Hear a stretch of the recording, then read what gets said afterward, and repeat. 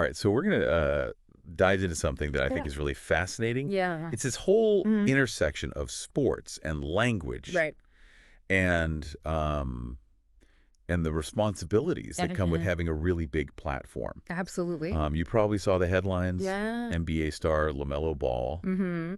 was hit with a pretty big fine Huge. for something he said during a post-game interview. Yeah, I saw that. So we're going to kind of unpack this whole thing. Okay. We've got a great article here from the Associated Press Right. that we're going to use kind of as our guide to go through all this. Sounds good. And I think what's really interesting about this is that it goes way beyond just this one player or this one incident. For sure. It really gets us thinking about the power of words. Absolutely. Especially in today's world, Right. where things can go viral so quickly. Well, like that snaps fingers. Yeah, exactly. It's crazy. So the article kind of lays out the facts for us here. Okay. So LaMelo Ball, Yep. point guard for the Charlotte Hornets, was fined $100,000 Wow. by the NBA. Yeah. Which is the maximum they were allowed to fine. The max? And it was for using offensive and derogatory language. I see.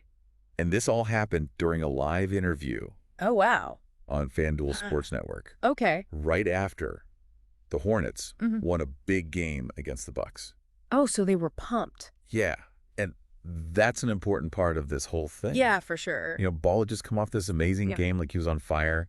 Scored 26 points, Wow. including the game-winning free throws. He was the hero. He was the hero. Yeah. And, you know, athletes are often running on pure adrenaline Oh, yeah. in those moments right after a game. Totally. And that can definitely influence Of course. what they do and what they say. Oh, absolutely. Yeah. It's like Yeah. that feeling I think we've all had Yeah. where you just barely avoid a car accident and you're all shaky and You're like, whoa. yeah, and you might say things that you wouldn't normally say. Like now thinking straight. Exactly, but Yeah. I guess that still kind of begs the question, does the intensity of the moment really justify using offensive language? That's a good question. Yeah. That's where the NBA is kind of like, no, this is where we draw the line. Yeah. Their rules around player conduct are super clear. They have a zero tolerance policy when it comes to hate speech and other forms of language that are considered, you know, discriminatory or deeply offensive. Like they have to take a stand, not only to protect like the image of the league,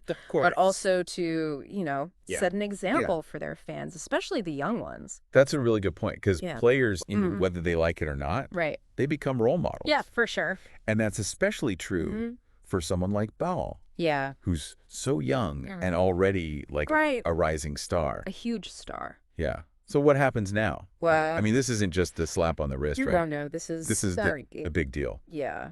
Yeah, the article talks about how there could be some serious repercussions Oh, yeah. for Ball. Absolutely. Obviously, the fine is substantial. Yeah, $100,000. But the damage to his reputation and his brand deals could actually be even worse. Oh, yeah, for sure.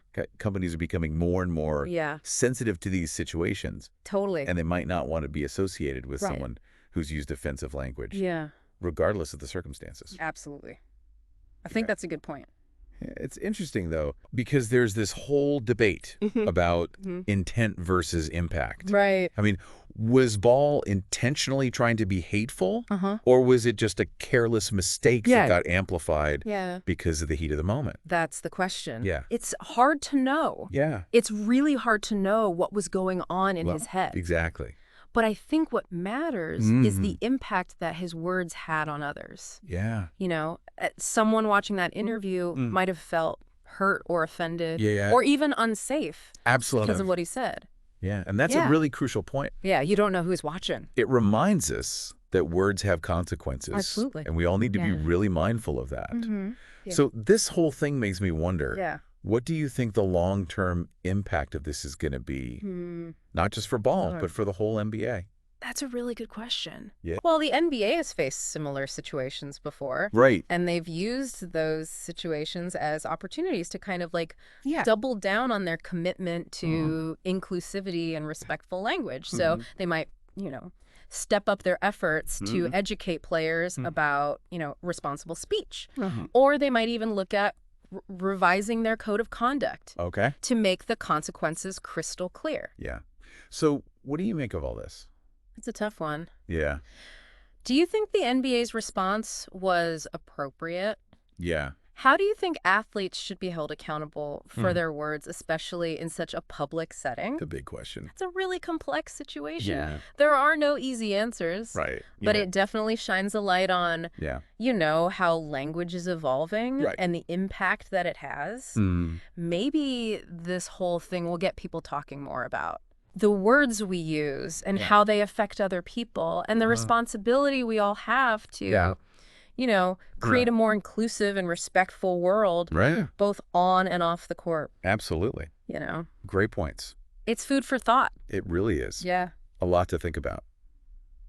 Definitely. Thanks for breaking it all down. Happy to do it. Really appreciate it. Of course. All right. That's it for our deep dive today. Awesome. We'll catch you next time. See ya.